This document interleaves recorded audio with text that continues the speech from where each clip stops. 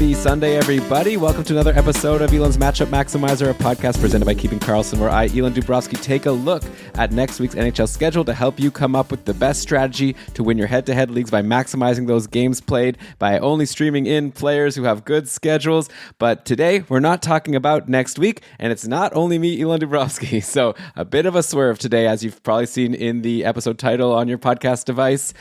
Jeremy Versillo took over for me last week while I was on vacation for a matchup maximizer for the weird 2-week matchup going on Yahoo. Did a bang-up job, but now he's already covered next week. You already know that Colorado plays 4 times and the Rangers play 4 times, so you don't need us to go over that again. So instead, I've got Jeremy with me, and we're going to do a special episode where we're looking into the future. We're looking, I guess, a month and a half into the future to the fantasy playoffs, because if you're potentially in, then now's your time to start planning for how you're going to actually win your league and win those playoff matchups. So Jeremy's going to take over and let us know which teams are the best, and I'll chime in with some player recommendations. But first, of course, let me actually introduce this guest to the Matchup Maximizer for the second week in a row. Welcome back, Jeremy. How's it going? It's going great. I just enjoyed the All-Star game as much as you can enjoy players giving 50% effort out there. And I always love doing an episode related to playoff schedules. I think I helped you research one last year, and then you did the show. But believe it or not, I actually start looking at playoff schedules before the draft. So it's something that is a tiebreaker in my draft strategy usually. Yeah, I mean, I know a lot of people do that. Definitely in the cupful, I've gotten to a point where I don't want to get overconfident because it's really hard to make the playoffs. 6 teams make it out of 14, but I know you're cruising, so definitely you're in a situation where you need to be looking at the playoff schedules, and you may not even need to look at the first week because you're probably going to be clinching that bye, not to jinx it or anything for you, but you're still going to help us out with that potential bye week. I guess, why don't you break down which weeks we're looking at here? Obviously, different people are in different leagues. We're going to be focusing on the Keeping Karlsson Ultimate Patron Fantasy League, so maybe you can just give us the rundown of which weeks we care about here for this episode. Yeah, for Yahoo, for the Cupful League, I'm not sure what the Yahoo default is. I think it's the same because all my other leagues are using the same playoffs. The quarterfinal week is week 23, or March 18th through March 24th. The semifinal week is week 24, which ends on March 31st. And the finals week is week 25, which ends on April 7th. And that leaves, a couple more games the following week that aren't part of fantasy, which is good because playoff teams will rest players, and you don't want to be missing Jack Hughes or Nikita Kucherov for a finals matchup. Yeah, that would definitely be frustrating. That's definitely why we don't go into the last couple of weeks. I think on Yahoo, it's a 2-week matchup if you want to go all the way to the end. There's 2 full potential weeks that we're skipping out on. They didn't give the option. Anyways, these are the options that Yahoo gave us and what we're working with here. Maybe at the end, we can take a quick peek at the schedules for that final Yahoo week. But I guess we might as well just dive into things here and start recommending which, because the key here, I guess the overall strategy here is if you know you're going to be making the playoffs, now's your time to potentially, ditch players that aren't going to give you that many games played. Maybe, if it's before the trade deadline in your league, maybe now you can make a swap, try to maximize those games played. Obviously, at the same time, you don't want to lose the trade too badly because at the end of the day, you do want players that are actually going to get points. But what's your, as someone who's cruising into the playoffs in your tier 2 couple division, what is your strategy right now beyond just drafting for the schedule from the start? I will definitely look into making some trades leading up to the deadline that are, hey, I'll give you a guy that gives you 3 more games in the regular season over 3 weeks, and you'll give me a guy with a better playoff schedule. I occasionally have been known to make those trades. I was in a league a couple years ago where I actually traded away McDavid for a not McDavid-esque package because I had 2 weeks to make the playoffs, and McDavid was hurt for both of them, but was going to be back for semis and finals. And I'm just give me anything you can. I need to make playoffs. Actually, yeah, this jogs a memory for me. The year that I won Cupful, a.k.a. the greatest year of my life, I remember I had a similar thing where I was cruising into the playoffs, and I recall trading for Braden Point because Tampa Bay had a really sweet, I was going to get the bye in the first week, and I think Tampa had a Monday, Wednesday, Friday, Sunday for that second. So that would be the semifinals. And I remember I traded for Braden Point. I don't even remember who I gave, but like obviously someone pretty good if I'm going to get Braden Point. And then I remember he did like nothing. Like it was like, if you look at his game log, it was like every game leading up to the playoffs, he was like incredible. And then like for that like week that I traded for him, just like 0 points across the board. I was so frustrated. Luckily, the rest of my team carried me through. But I remember the next year, I like didn't want to draft Braden Point and probably like missed out on a good player. So he's forgiven now. But I remember being really pissed at him at the time. But anyways, obviously you can't predict, but the best we can do is maximize our chances, right? The probability is you look at the player's average points per game, and then the more games you have, that's the more like numbers you can multiply by of how many games you're going to get from that person, hopefully get the most points as possible. So I guess with that, let's dive into this. Yeah, I guess I'll point out that the first week, it's pretty standard week. There's the Tuesday, Thursday, Saturday busy days, the kind of busy Sunday. Washington's the only team with 4 late day games. They play Monday, Wednesday, Friday, Sunday of quarterfinals week. Seattle also plays 4 times and plays 3 off nights. They play, I believe it was Monday, Thursday, Friday, Sunday. And Arizona and Dallas all play only 3 times, but they're all on light days. They have a Wednesday, Friday, Sunday schedule that week. But overall, with the busy night schedule that week, you should also just be looking at 4-game players who may happen to fit your schedule if you aren't quite full on a Thursday or a Saturday. There's a lot of teams playing this week, as opposed to the semifinals week, which we'll talk about in a couple minutes. Yeah, and of course it's the kind of thing where, on one hand, if we're looking at free agents, you're going to be looking at players who are going to fit, like again, like we usually do on this podcast. No point adding someone who's only going to play on your busy days and not going to fit in your roster. If you're looking at trades, maybe you do trade for, like in this case, Washington has off day games, but let's say they didn't. Maybe you trade for an Alex Ovechkin because he's better than even though you're not gaining games played, you're actually just getting an improved player, and then you can like drop that other player for someone with a good streaming schedule. So it kind of depends. So yeah, if we're looking at Washington, like you said, they have the best schedule that week for that quarterfinal. So that will be the team you're going to want to target. So yeah, I think it wouldn't be such a bad idea to trade for Alex Ovechkin, especially because you're probably getting him pretty cheap. He got a goal and an assist in that final game before the All-Star break against Dallas. Now he gets to rest a little bit, maybe come back as the old Ovi. Overall, like he's actually done a lot better. He's pointed in, let me count this here, 6, 7, 8, 9 of his last 11 games that he's played. So, not taking the crazy amount of shots we're used to, not scoring that many goals, but you take what you can get. And yeah, with this great first week of the playoffs, and actually Washington doesn't only have a great first week of the playoffs. They have the most off day games. They play, if you look at the 3 weeks overall, there's no teams that play 12 times. There's no like 4-4-4s, but there's a couple teams that play 11 times. But Washington is one of them, and they have the most off day games overall. They also have a lot of off day games in the final. So Washington's a good team to target, and obviously Ovechkin seems like a prime candidate. John Carlson also disappointing, but if you can get extra games, maybe he's worth going after. And then for free agents, potentially, you could look at like a Oshie, who I know you guys have been pumping up on short shifts a lot. If you already said to pause the pod and add him anyways, but here's more reason to get him, even in your shallower leagues. If you're looking at the playoffs, Dylan Strome, Max Pacioretty, Tom Wilson's been really crap lately, so maybe he's been dropped in a league that doesn't count like PIMS or whatever. So he's also a good target just to get all those extra games, and you'd hope that maybe he'll be able to bounce back a little bit. So I guess those would be my Washington targets there. I think both Washington and Seattle actually have a lot of waiver wire value, and it's not the type of guy you're going to add tomorrow to add 6 weeks ahead of time. But if you've got a playoff spot locked up and have no chance of the bye 2 weeks out, maybe start taking on some of the Kraken or Capitals middle sixers. They seem to be on and off of the waiver wire all year. There's also some goalies available for the Caps if you want to take that risk. I personally wouldn't be, but they're there. Yeah, okay, well, let's take a look. In that first week, Washington plays Calgary, Toronto, Carolina, Winnipeg.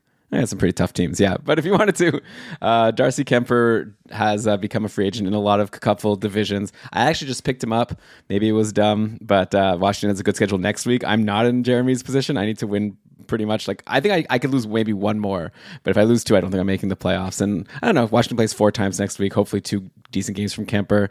Maybe he gets back on track. I don't know.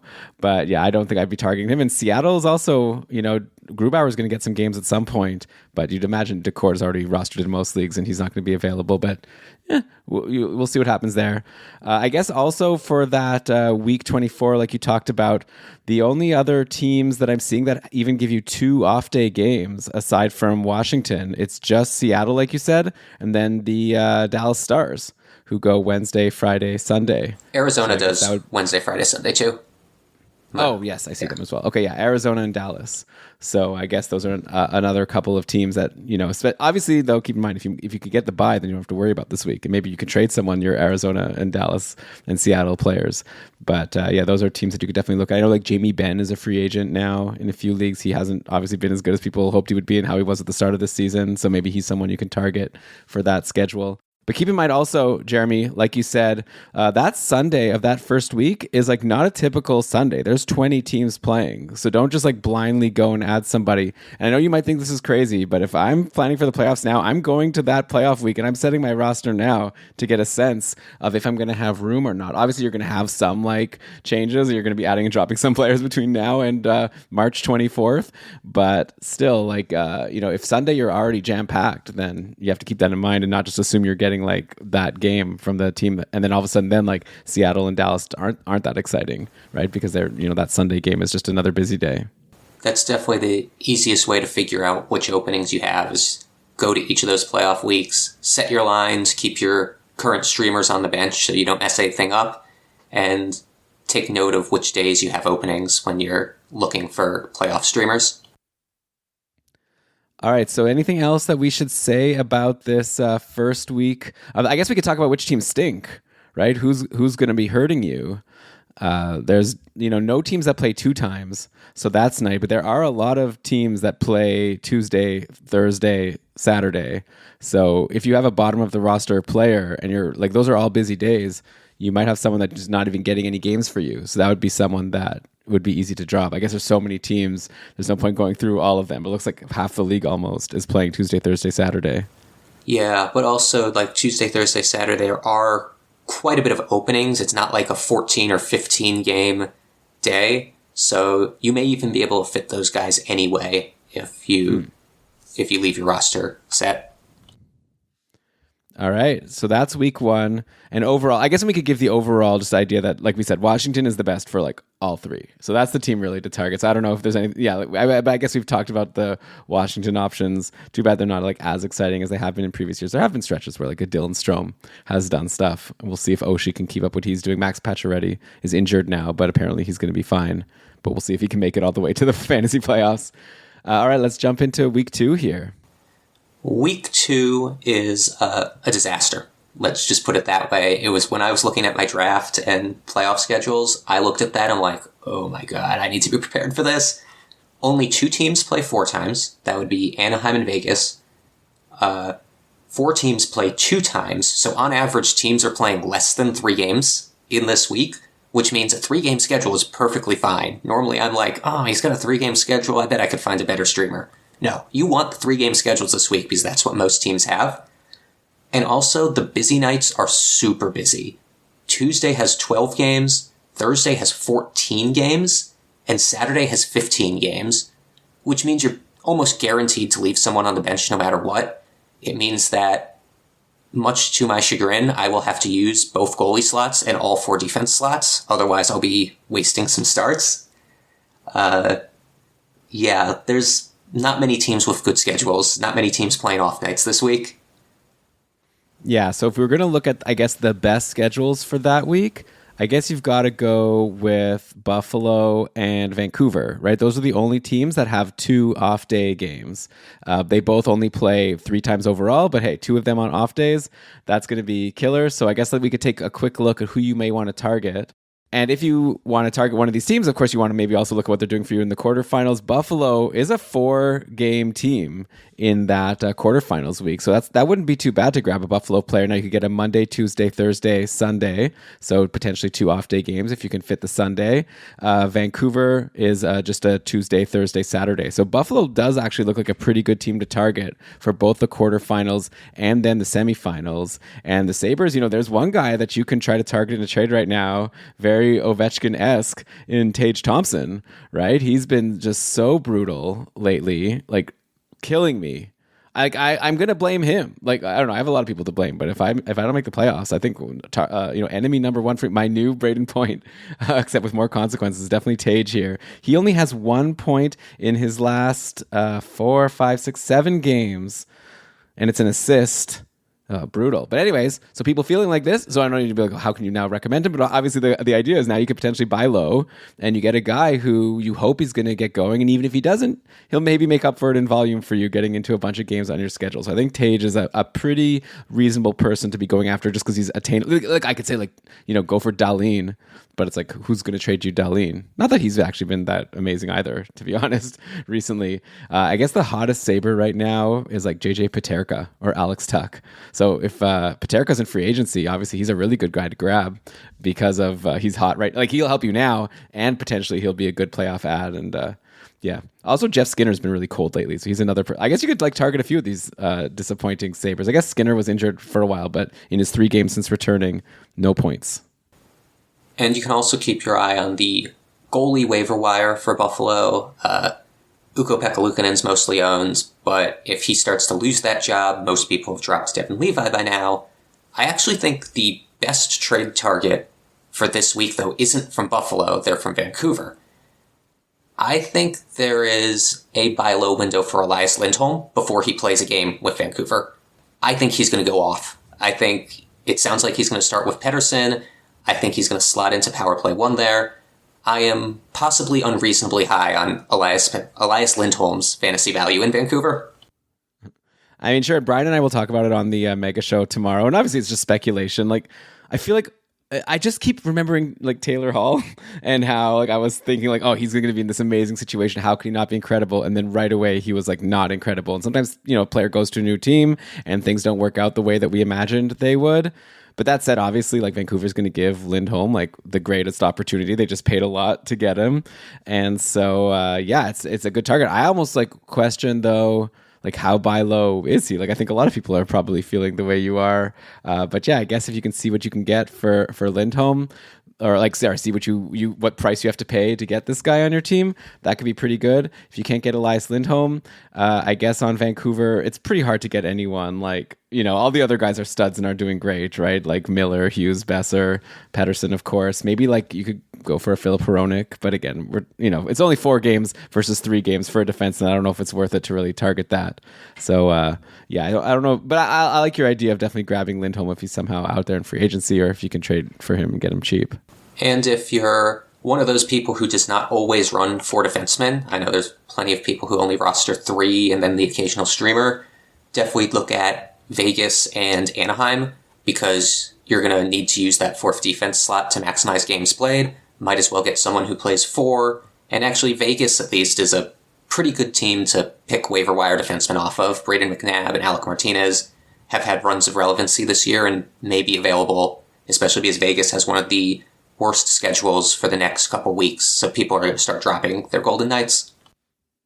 Yeah, that makes sense. And yeah, in Anaheim, if Mintyukov has been dropped because he's injured, and for sure you're in, like I think he's supposed to be back by then. I think his timeline was like 4 to 6 weeks. So we'll see if what happens there with Zellweger. I'd assume Zellweger maybe goes back down to the minors. Shams is in the chat here saying, I saw someone traded Jarvis for Elias Lindholm. Is that too much, or would you do that? So yeah, to give context, Seth Jarvis is on a real hot streak himself. He's we haven't talked about it yet on the show, but like he's got points in 1, 2, 3, 4, 5, 6, 8 straight games, 7 of his last 8 games, 6 shots in his last game against Arizona. But I think with this, I think at the same time, like I feel like Seth Jarvis versus Elias Lindholm kind of feels like a coin flip to me, regardless of schedule. So I feel like I might as well go with the player with the better schedule. And Vancouver, though Vancouver's like, I don't know, isn't that great at the end of the day. They're like 3 games on the first week, and then like you said, they have 4 games, but they do have those 2 light games. So I guess that's going to be what you're going after there for that second week. Yeah, you want the playable games. I'll give another data point. Like, I would absolutely trade Jarvis for Lindholm right now. I actually traded for Lindholm before he got sent to Vancouver because I thought he was due for some bounce back even in Calgary. And I traded Ehlers for him in one of my leagues, which I think was controversial according to some of the other people in the league. But I think it's looking good now, especially now that Winnipeg has acquired Monahan, and the word is that Monahan's going to be on the top power play, which already might bump Ehlers off once again. I think he was already even bumped off before. So, anyways, I definitely yeah. Don't get me wrong. I was kind of giving the cold water bucket on Lindholm just to say it's not like a sure thing, because sometimes when it seems too good to be true, sometimes it just doesn't turn out that way. But Vancouver scores a ton of goals, and Elias Lindholm has a really good chance to just get right there, dropped right in the middle, do what Kuzmenko was supposed to do, right? Kuzmenko was getting drafted super high in league going into the year just because of the tantalizing idea of him being with, the top line and top power play with Pettersson. So that's Lindholm, and Lindholm I think is a better player than Kuzmenko, of course. All right, but anyways, this is mega show content. Okay, we got to focus on just the schedules here. So yeah, for that second week, I guess you mentioned that there's a few teams that play only twice. So yeah, you definitely want to take, obviously, even the teams that play 3 times, the Tuesday is so crazy busy that it's not even getting that extra game is potentially so useful. But yeah, if you look at Minnesota and the Islanders, they're playing just Thursday, Saturday, and they're both super busy days. Like you said, almost the whole league is playing. So yeah, if you know that you're going to have that bye in week 1 and you have a fringy Minnesota or Islanders player, or even not fringy, maybe now's a good time to even trade a Barzal or a Bo Horvat and go, maybe actually you're targeting a Tage Thompson or an Ovi, and you're maybe dangling Barzal or Horvat, and you might think it's not the greatest idea, but just for that, especially if you think you're going to have the bye in week 1, you're getting 2 off day games from the Buffalo person. I guess with Washington, actually, they don't have the off day games. So yeah, if you're looking for the quarterfinals, you want the Washington person. If you're looking at the semifinals, you're looking at the Buffalo person.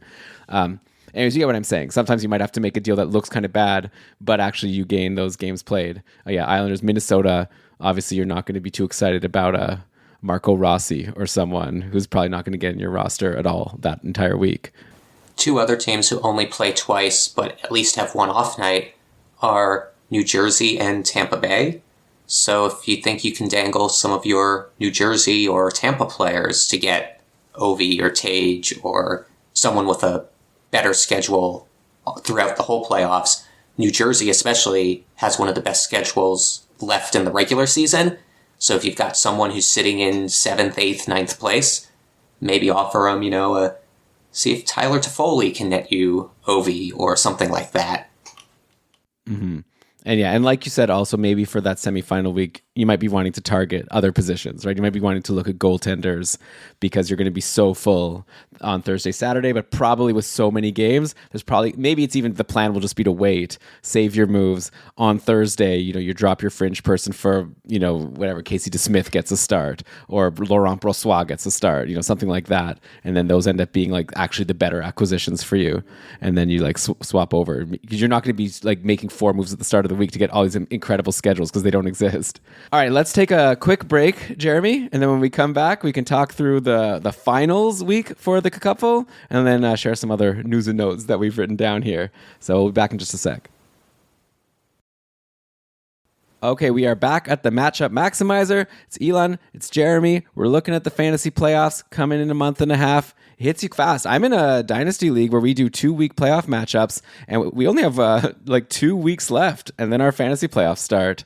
It's I didn't even realize, all of a sudden I was hit with oh my gosh, I need to start changing gears here. Who cares about my next couple matchups? But yeah, so let's look at the finals for the couple. So that's going to be all the way into April now. April 1st to April 7th. It's going to be a big, exciting week for a lot of lucky people and smart people who've made it to the finals, or even in the finals of your constellation matchup. We should mention that with the change to our cupful pyramid that we've made, that Derek helped us piece together, those constellation playoffs are going to make a difference in what tier you land in. So definitely you're going to want to try to land in get that 7th place ranking if you can get it. But yeah, you got to get through this week of April 1st to April 7th. And this week is the opposite of the week before, right? Basically every day is a medium scheduled day, which makes it kind of fun. You can kind of just go for the most games. You probably can fit most of the games from most of the teams. Yeah, it's going to be a high-scoring fantasy week between the number of off-day games and the number of games played total. The only team that plays twice that week is Vegas, but their last game of the week is on Friday, so it's easier to stream them out. Like, you can hold your Vegas guy and then drop them Saturday morning to get a back-to-back or something. Beautiful. It's not quite ideal. Like, I'm looking at some of my teams that have a couple of Golden Knights, and I'm like, ooh, I'm going to have to save some of my moves that week. But it could be worse. I mean, that's why you make the moves now. And so that you'll have all your moves ready for you when you make the finals. That's true. If you can pre-stream, it takes a lot of pressure off. I don't really have any other specific notes for finals week. Just more that the other weeks are the ones that are going to be trickier to fit your schedule. So not to make finals week an afterthought, but on the fact that, only 2 teams are going to make it in the first place and you have to win the other 2 weeks to get there, and that it's a pretty flexible week. I'm kind of just letting that happen in the leagues that I get to it. I think that makes sense. Like, maybe you want to take a look, like, you could look at any like schedule tool. Like, I made one at keepingcarlson.com/tools, and you can get a really quick glance if you go to the week there and see like which teams play 4 times. It's like half play 4 times and half play 3 times pretty much. So if like your whole fantasy team plays 3 times, you just happen to be stacked that way, that might be a little bit concerning, and you might want to swap for a few 4-game teams. But again, like Jeremy said, you have to make it to the finals. But yeah, just like try to at least make it so that you'll have a few of these 4-game teams, just so you're not against an opponent that's like beating you by like 10 games, because it could happen. Because again, this isn't going to be a thing where like whatever, he has some more teams that play 4 times, I have some more teams that play 3 times, but those extra games are on busy days, so it doesn't even like you might fit most of these games. The busiest day is Saturday, and there's only 11 games on that day, and every other day has like less than 10 games. So it's going to be a really exciting finals week for whoever's in it, that's for sure. But okay, so those are the 3 playoff weeks. I guess like just overall notes here, just to throw just to give the overall sense then. So like we said, Washington, so there's only 3 teams that play 11 times over those 3 weeks: Washington, Ottawa, and Edmonton. Ottawa and Edmonton, though, don't have many off-day games, but they could be good teams. Again, like if you're just trying to get like the most games possible, if you're in a league that doesn't have bench spots, also, or Ottawa and Edmonton would be great teams. Like this would be a really good season to have Connor McDavid, right? Because you're getting obviously you're playing him every single game, and that's fantastic to get 11 Connor McDavid games. So.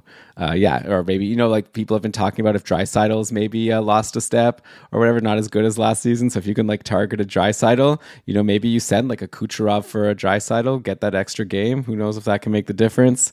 And then the other teams that I'm interested in, like in terms of the most off day games, like overall, if you just want to balance over those 3 weeks. So like I said, Washington has 7 off day games. I'm calling an off day game like less than 20 games. So obviously it's kind of arbitrary, and you could set it again in that spreadsheet that I made. But there's Washington with 7, and then there's Buffalo with 6, and then there's Arizona, Colorado, LA, and Seattle with 5. So those could be maybe just general teams that you're going to be happy to have more players from, because you're going to have that flexibility and potentially get more games played. Additionally, on Seattle's 5, they play 10 games, and then they play Monday, Wednesday, Friday of finals week. So they're another team that if you have a Seattle Kraken for the first 2 weeks, you can hold them for the start of finals week and then drop them Saturday for a back-to-back and get 5 games out of a roster slot, which is usually my target for some of my streamers or lower end roster spots, is I want to get 5 games out of that spot in my lineup. Yeah, and there's probably a lot of Seattle guys in free agency, right? Like Jordan Eberle has been super hot lately, and he's only 36% rostered on Yahoo. But like, even if he's rostered in your league, I'd imagine he'll get. That's the thing. Like, you can just kind of target your Seattle people. They're going to get dropped at some point from teams that are like fighting for the playoffs. The next time Seattle has a bad schedule, I think the only players who are going to get held are probably, definitely Dunn, probably McCann. He's been really awesome lately. Bjorkstrand has been really good. Tolvanen, like kind of borderline, might get held or might get dropped. But I'd be looking at like if you could get like a Bjorkstrand or a Tolvanen, because they could get dropped depending on like the player that has them on a specific week where they need to win, and Seattle doesn't have a good schedule. They would be really good people to jump on. Or obviously you can just like make a trade offer right now and try to jump on either of those guys. And then everyone else is just like, at least in my couple division, they're all like in free agency pretty much all the time. You're like Beniers, Schwartz, whatever, Tatar if you really want to go deep. Burakovsky. What happened to You're a Seattle fan. How did Burakovsky go? Last year, going into the season, it was like the one sure thing with Seattle's Burakovsky. After that, I don't know. And now this year, it's like he's come back from his injury and like he does nothing. He barely plays. He doesn't get any points. Is the idea that he's not fully healthy, or is he just not good anymore? I feel like he's not fully healthy. Like, hard to tell from watching, but just like the way he's been playing, he's been so bad. Speaking of Seattle, though, they only have 16 games played for the remaining 6 weeks in the regular season. That's the lowest, tied with San Jose. And meanwhile, there's 6 teams with 20 games played and 2 teams with 21 games played. So all of a sudden, if you can offer a mediocre player from Pittsburgh, New Jersey, Arizona, Winnipeg, Edmonton, Boston, Carolina, Dallas for a McCann or a Dunn, a team may need to take that because I haven't looked at the exact schedule, but with 16 games over 6 weeks, I'm assuming Seattle plays twice in a couple of those weeks, which is really hard to hold a non-elite player for a 2-game week. Yeah, especially if that team is fighting for the playoffs. It's nice. Kind of when you're in the situation, you could actually have some win-win trades. Like it's like, and so probably these trades are going to go down. And we have on our Discord the ability for people to vote on the trades and give their opinion on who they think won the trade. And I'll bet you a lot of these trades are going to have a lot of like lopsided votes from people that aren't considering the schedule. And you'll almost need like the manager who traded for the worst player to be like, no, you have to understand, I need Seattle players right now. Like that's why I traded McCann. Like I need players from teams that play more.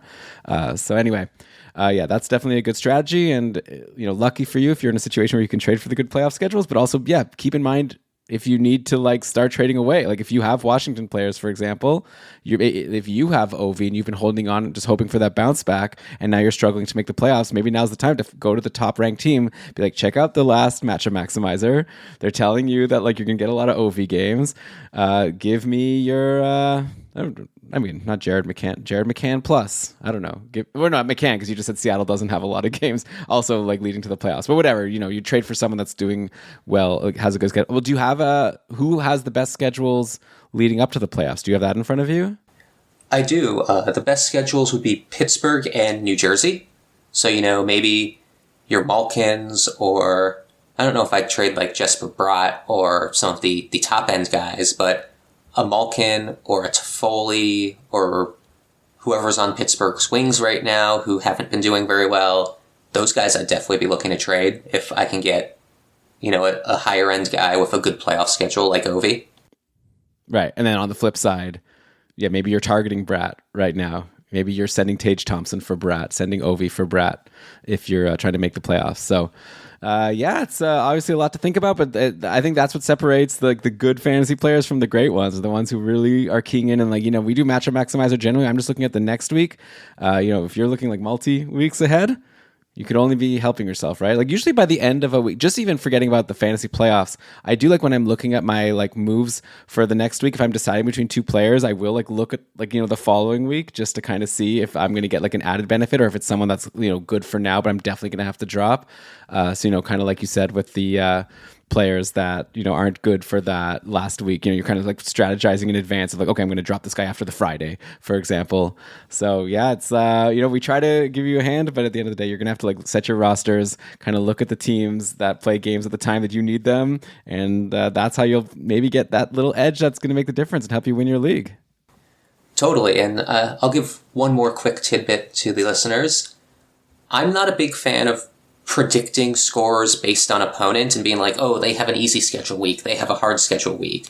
I find that there's too much variance in hockey to really rely on that. But if you are the type of person who enjoys that analysis and thinks it's useful, the Islanders have a really good finals week. They play Philly, Chicago, Columbus, and Nashville. You could see a lot of goals going in there. And for full playoffs, things kind of balance out, but St. Louis and Seattle stood out to me. Seattle plays Buffalo, Vegas, Arizona, Montreal, Anaheim 3 times, Dallas, San Jose, and LA. Those 3 Anaheim games are kind of tempting. And then St. Louis plays Colorado, Ottawa, Minnesota, Vegas, Calgary, San Jose twice, Edmonton, Nashville, Anaheim.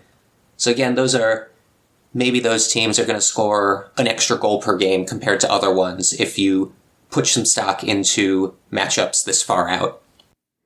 Yeah, potentially. San Jose's actually been pretty good at like keeping teams from scoring lately, so it's not a sure thing. Okay, I'll throw out one final note as well. Actually, one thing that I wanted to mention is Winnipeg only has 2 off-day games, according to my metric of like less than 20 games throughout the whole fantasy playoffs. They play 10 times, and only 2 of them are off days, which is the lowest. It's like Winnipeg and Philly are the lowest ones. So maybe that would be a team to like try to get rid of your players from if you can get a good return. Like I know, for example, you were talking about Elias Lindholm, like the other big name that was traded this week, Sean Monahan. Maybe there's a lot of hype right now. People are excited about him getting on the top power play, potentially playing with Ehlers, whatever. Maybe now you can like get a decent return because you're not potentially going to be fitting him in for a lot of games in your fantasy playoffs.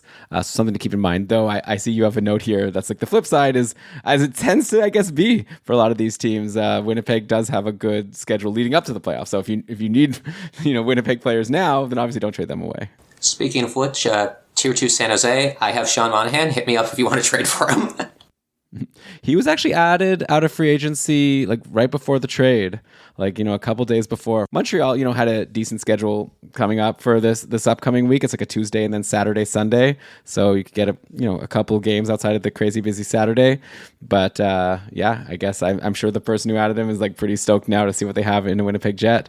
Sean Monahan, not that he, but to be fair, he like might not be much better, and I guess that's what Brian and I will talk about tomorrow. But like Monahan's already been doing really well on Montreal. Like I don't know how much better you can expect him to be. But okay, obviously we have our Matchup Maximizer channel over on Discord. So if you want to discuss any of this further, or you have any questions for Jeremy and I, or like to get this data, maybe we can post some data in there. Yeah, I'll share the show notes actually for this episode, and so people can see. If you're a patron of Keeping Karlsson, you get all of our show notes. And if you're not a patron, I mean, that's okay. Thanks for listening. You could always become a patron. KeepingKarlsson.com/patron. Something to consider. And you get the show notes, a few other perks, joining our awesome Discord community where you get to talk to smart people like Jeremy whenever you want. But yeah, Jeremy, any final notes before you go off to your fancy dinner tonight? No, no other notes. I think we pretty thoroughly covered playoffs. Thanks for having me again. And hit me up in the Discord if you want to talk. I'm always happy to give some fantasy advice if you tag me in one of the channels. All right. And then moving forward, Brian and I are going to do our mega show tomorrow after both of us being away last week. Thanks so much again to Blake Creamer for hosting and this like amazing team of 4 Dauber writers that came in and crushed it. That was a really fun episode. Thanks to you, obviously, Jeremy, for doing Matchup Maximizer last week and then also taking it this week. And maybe who knows if you'll take a couple more. Really amazing feedback and response from your spot last week on the Matchup Maximizer, tackling a really challenging matchup and like giving a lot of really great advice. Thanks to the Short Shifts team, and we'll have 2 Short Shifts episodes next week on Tuesday and Thursday. I don't know if we have the exact schedule hammered out yet, but some combination of Lewis, Shams, Jeremy, maybe Derek will be coming into your ears. And then, yeah, we'll be back with just stay subscribed. We got a lot of stuff, okay? We're here trying to help you win your leagues. And so, yeah, just as long as you're subscribed, you'll get it all. Thanks, everyone. Good luck. Talk to you tomorrow at the Mega Show. See ya.